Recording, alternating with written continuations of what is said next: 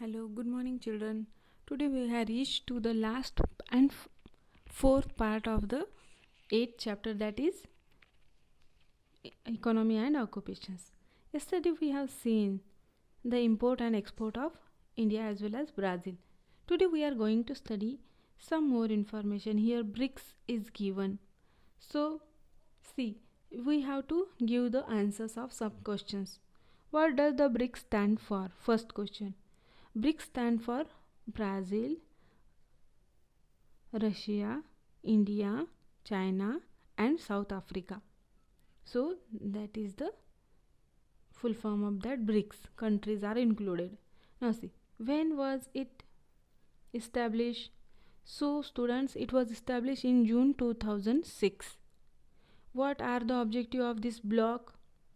The mutual economic assistance means the countries, they should have mutually economic assistance, they should help one another. Next is given increase in the trade between the member countries and cooperation are the main objectives. Trade should be increased and cooperation among the people, it should increase. So that is the objective of this bloc. Next question is given that countries of which continent are not member of this bloc. So we have to find out now which continent countries are not in this bloc.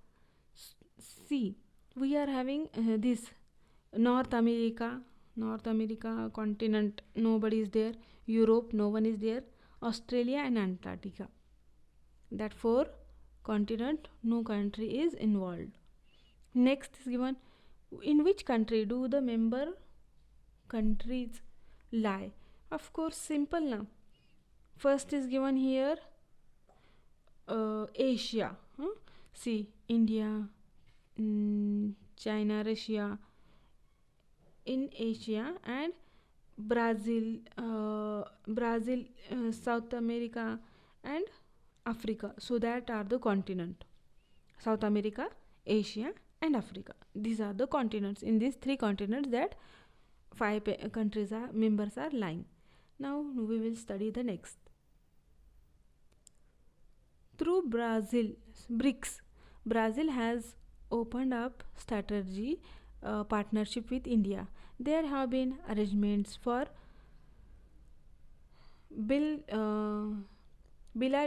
bilateral investment between India and Brazil.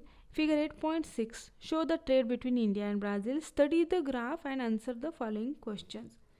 We have to see the graph given here and we have to give the questions. So here what is given? Export and import in million US dollar is given on the y-axis, and x-axis years are given. So pink line import from Brazil and blue line export to Brazil. Now first question. What is the first question? We have to see the graph also and we have to give the answer of these questions. What is the first question? So in which year the value of export to Brazil exceed the import from Brazil? If we will see carefully, then we will find that in the year 2008, then 2010, 2011, 2013 and 2014-15, that years the value of export to Brazil exceed the import from Brazil. Next question they have asked, in which year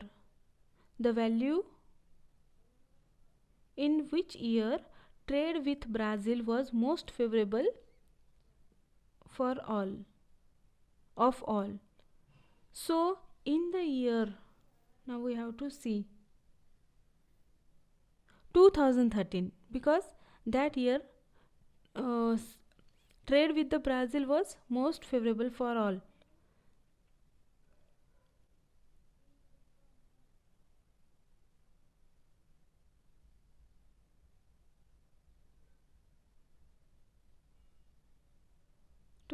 Yes, right, because an import also less and export also more.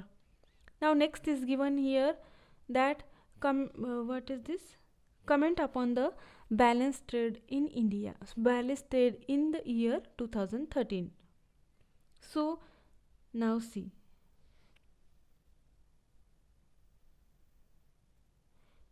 the value of balanced trade in the year 2013 for India with reference to Brazil was maximum, and the value of balanced trade for India was surplus. Surplus means what?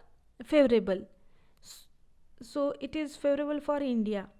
Next question is given: from which year the value of export to Brazil have exceed the value of import from Brazil? So in the year 2013, same children, 2013, the value of export to Brazil have exceed the value of import from Brazil. Nice. Now last question. Write a note on the trade between India and Brazil.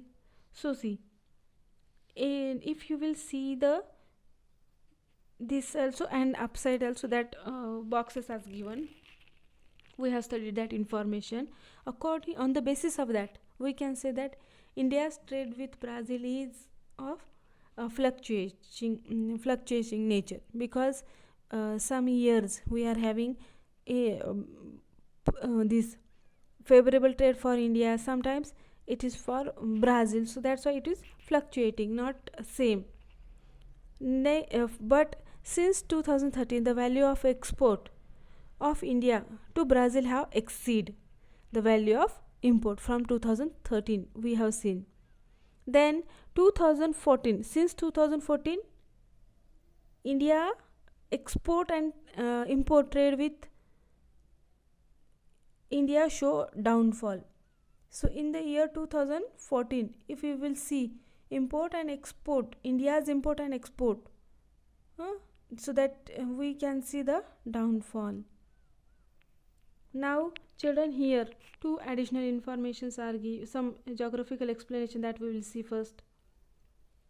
Indian companies set up industrial center all over the Brazil and invested lot of capital. Capital means what? Money. India has invested its money in many industries of Brazil. Now the Indian companies have invested in such sectors as IT, pharmaceutical, energy, agribusiness, mining, engineering, and auto sector. So these are the sectors where India has invested its money. Brazil's footprint in India is smaller but important. The Brazilian companies have invested in automobile, IT, mining, energy, and biofuels, footwear sectors in India. So Brazil, it has invested less but important. So these all are the sectors like IT, automobile, mining, and footwear. So that etc. Brazil has invested. Brazil has been largest producer of coffee for the 150 years. The plant belonged originally in Ethiopia. It was first brought to Brazil by some French settlers. So see here children, near about 150 years from that time Brazil is producing coffee on large scale. So that's why Brazil is considered as the large producer of coffee from 150 years. But this plant, French settlers, they brought from Ethiopia to Brazil. Then who established the state in Para in the early 18th century? Coffee farms are called fazendas. Now did you know taxes are an important part of economy and trade of country? Taxes are very important part of trade and economy. India has now switched to GST, good and service tax, which aims towards one tax all over the country on various commodities and services. Brazil too has adopted the system from 1984. Like India, in Brazil too GST has various slabs. So students, here we have completed our 8th chapter. I hope you understood. If you have doubt, then you can call and ask. Thank you very much.